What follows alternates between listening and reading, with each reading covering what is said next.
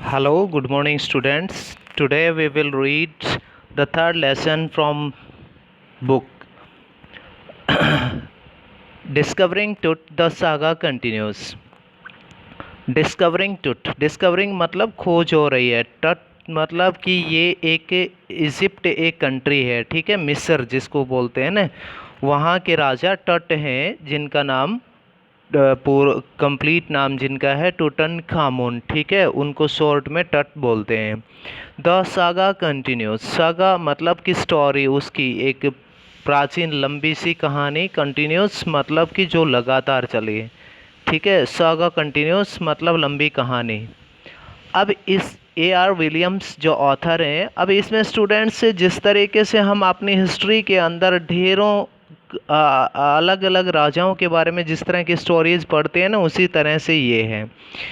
कहता है कि he was just a teenager when he died, the last heir of a powerful family that had ruled Egypt and its empire for centuries.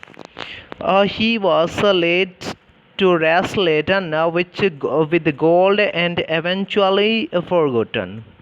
कहता है कि he was just a teenager, मतलब उस समय उसकी उम्र, टीनेजर मतलब कि होता है कि भाई जो छोटी उम्र, जो टीन एज होती है ना, 13, 14, 15, 16 वगैरह, तो 13 से लेके 19 तक का जो टाइम पीरियड होता है वो टीन एज होता है। तो कहता है कि उस समय उसकी उम्र एक किशोर थी, छोटी उम्र थी। वैन ही डाइड, जब उसकी मृत्यु हुई। The last heir of a powerful family, the last आखिरी हेयर मतलब होता है सक्सेसर्स, मतलब उत्तराधिकारी, ऑफ अ पावरफुल फैमिली, जो एक शक्तिशाली परिवार के आखिरी उत्तराधिकारी थे। दैट हैड रूल्ड इजिप्ट, जिन्होंने मिस्र के ऊपर शासन किया, एंड इट्स एम्पायर, और इसके साम्राज्य पर, फॉर सेंचुरीज, कई सदियों तक। कहता है कि he was laid to rest laden with gold and eventually forgotten.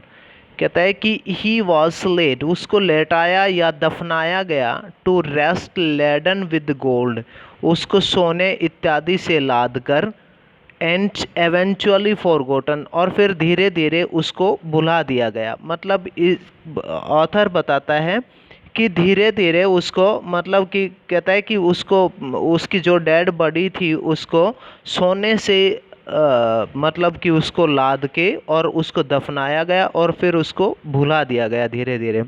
Since the discovery of his tomb in 1922, the modern world has speculated about what happened to him, with murder being the most extreme possibility.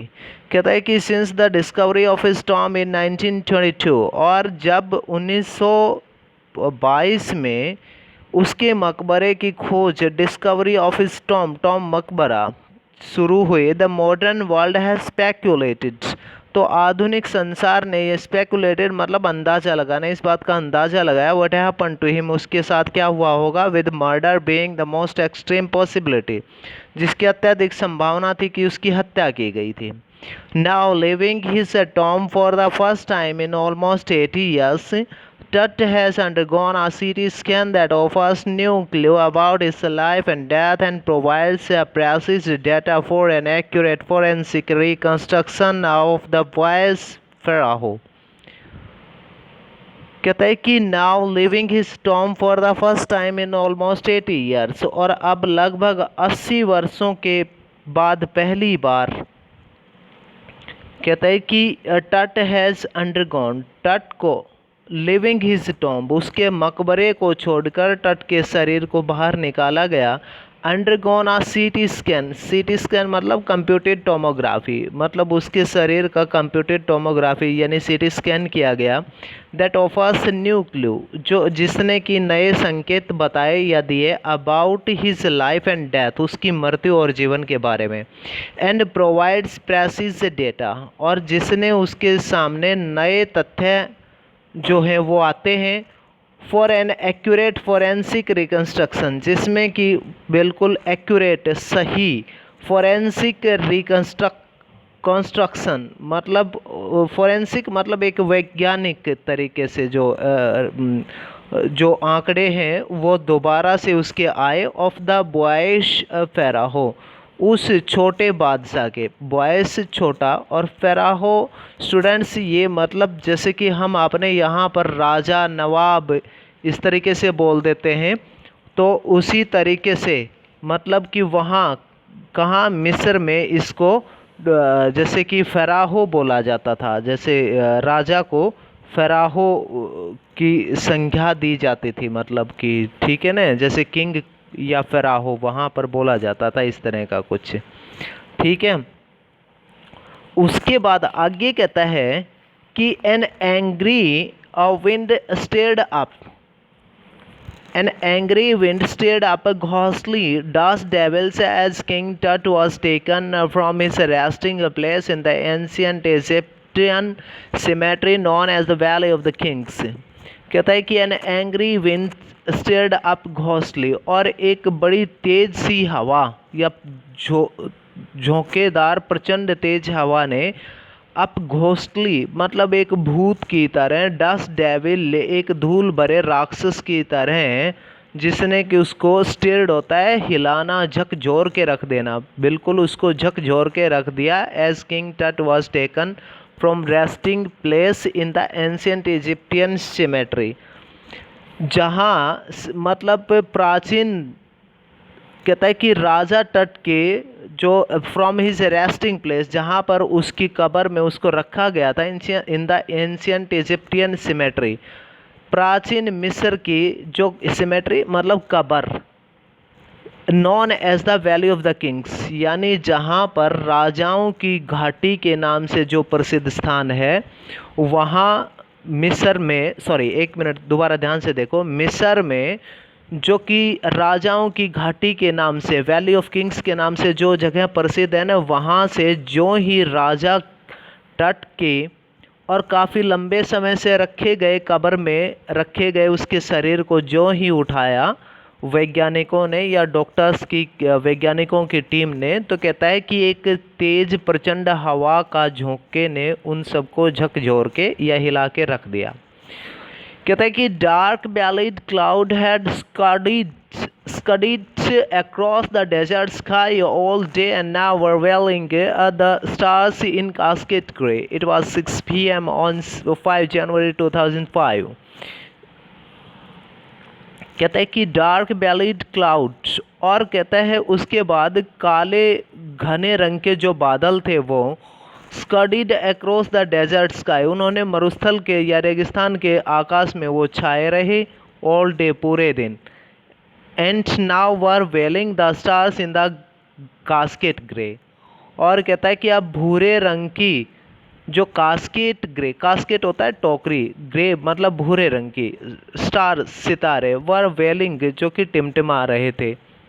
ठीक है, now were welding, sorry वेलिंग मतलब ढक देना उनको, है ना। कहता है कि और जो सितारे भूरे रंग के आकाश में एक टोकरी नुमा आकाश में जो चमकते दिखाई दे रहे थे, उनको बादलों ने अब ढक लिया था।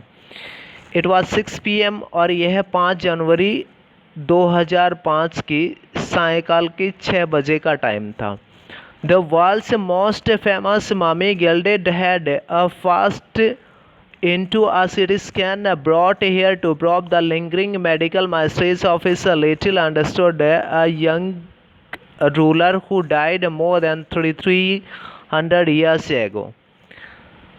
कहता है कि द वर्ल्ड्स मोस्ट फेमस मामी, और दुनिया की सबसे जो प्रसिद्ध मामी जो थे वो, उसको कहता है कि gilded had first into a CT scanner, कहता है कि उसके चमकीले सिर को पहली बार, गिल्डेड हेड मतलब चमकीला उसका सिर था जो सोने से चमक रहा था उसको, और उस पहली बार उसको CT स्कैन में ब्रॉट लाया गया हेयर टू प्रॉब, ये सिद्ध करने के लिए द लिंगरिंग मेडिकल माइस्ट्री, जो दुनिया भर के लिए इतने लंबे समय से एक मतलब चिकित्सा का एक रहस्य, जीवन का एक रहस्य बनी हुई थी।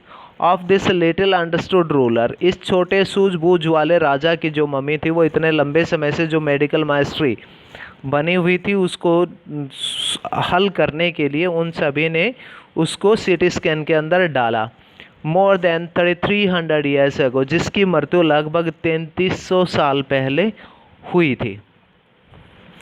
कहता है कि all afternoon the usual line of the tourist from around the world had descended into the cramped rock cut tomb some 26 feet underground to pay their respect.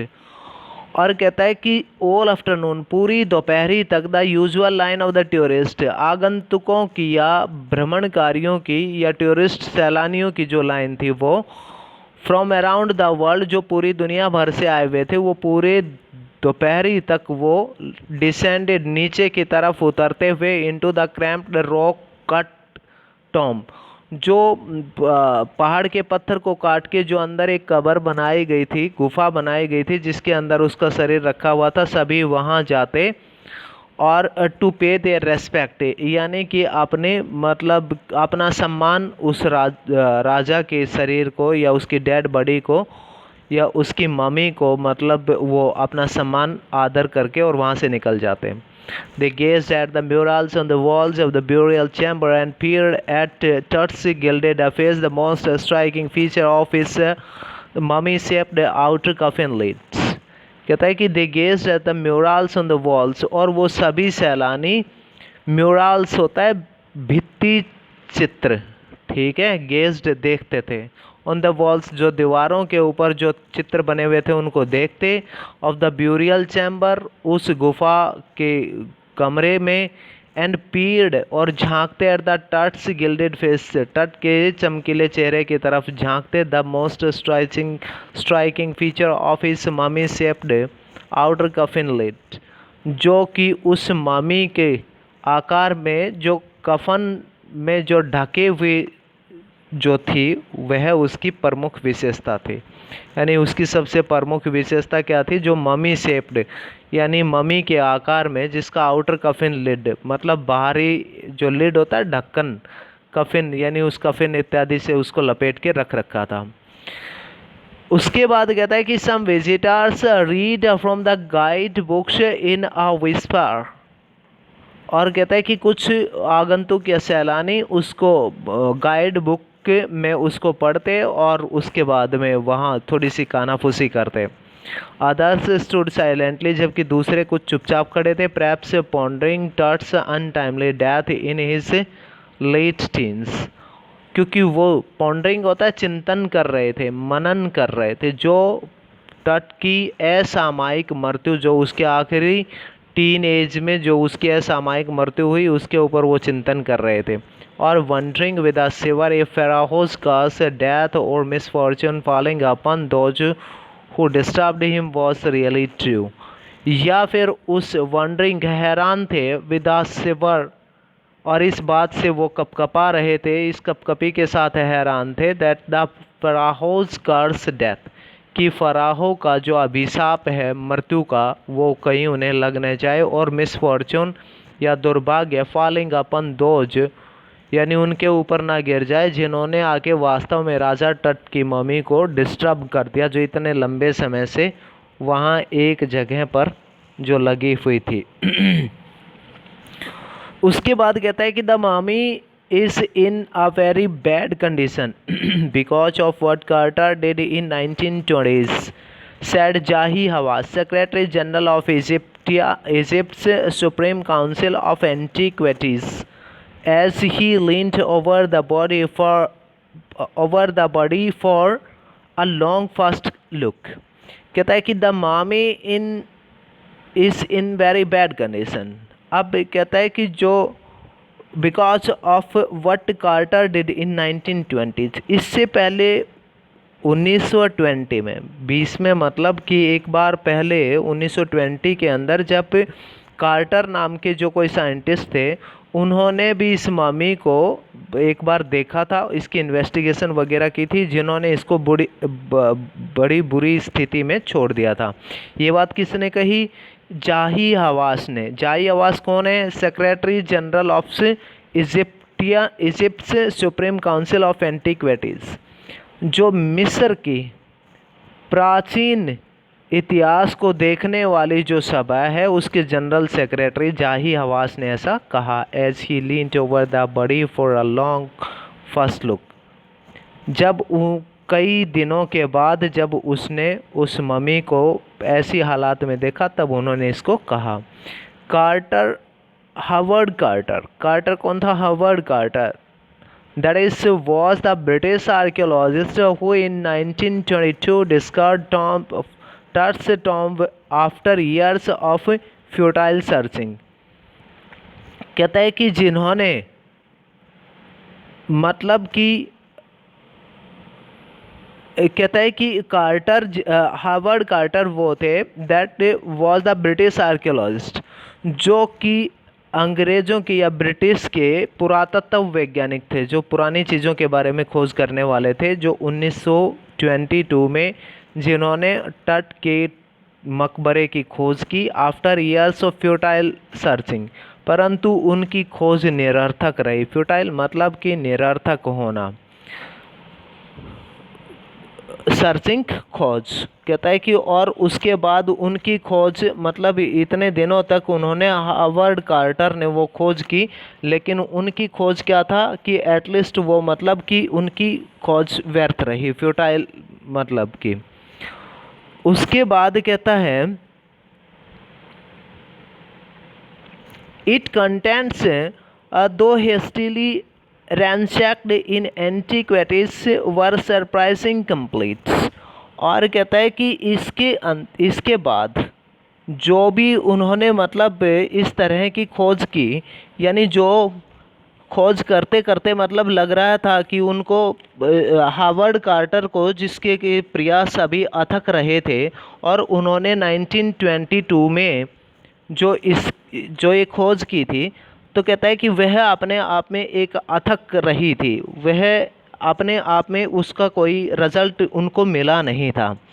अब ऐसा होने पर इट कंटेंट्स दो हेस्टिली रैंसैक्ड इन एंटीक्विटीज़, वास्तव में ही इसके अंदर एक बहुत जल्दबाजी जो पुराने समय में लूटी गई थी, ठीक है ना। इट कंटेंट्स, इसमें दो, यद्यपि हेस्टिली रैंसैक्ड इन एंटीक्विटी मतलब हेस्टिली जल्दबाजी में, रैंसैक्ड जिसको लूटा गया, इन एंटीक्विटी पुराने समय में, ठीक है ना। कहता है कि वर सरप्राइजिंगली कंप्लीट। कहता है कि वो बड़े आश्चर्य की बात है कि वो अपने आप में पूर्ण थी, लेकिन वो नहीं थी। They remain the richest royal collection. और कहता है कि उन्होंने वो जो शाही कलेक्शन संग्रह था उसको इकट्ठा किया, एवर फाउंड जो मिला, and have become part of the pharaoh's legend, और फिर वह फेराहो की दंत कथाओं का एक हिस्सा बन गई। Stunning artifact in gold.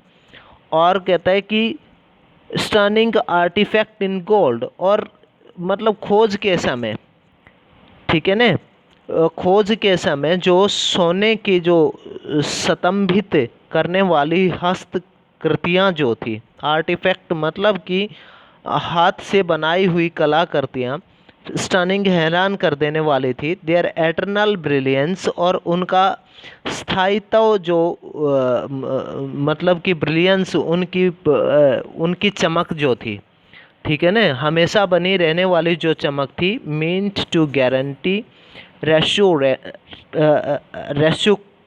रेस्यूरेक्शन, ठीक है ना। जो कहता है कि वह अपने आप में एक बड़ी हैरान कर देने वाली जो चमक थी, सदा रहने वाली, कहता है कि वह पुनर्जीवन की गारंटी थी। रेस्यूरेक्शन मतलब कि पुनर्जीवन। Caused a sensation at the time of the discovery. कहता है कि जो सभी का ध्यान अपनी तरफ आकर्षित कर, कॉज्ड कारण बनी, द सेंसेशन एक सनसनी का, at the time of discovery जो खोज के समय एक बड़ा मतलब कि एक सनसनी पैदा करने वाला कारण बना। And still get the most attention, और अब भी उसने बड़ा ध्यान आकर्षित किया।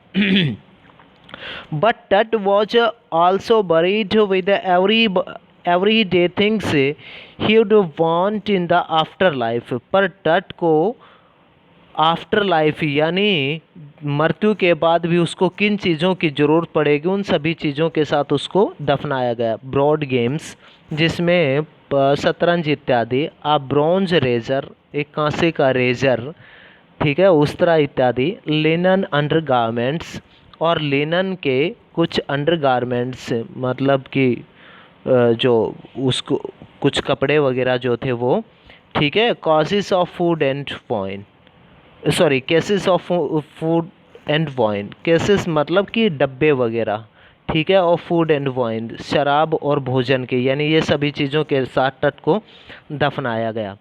उसके बाद कहता है कि after months of carefully recording the pharaoh's funeral treasures, Carter began investigating his 3 nested coffins.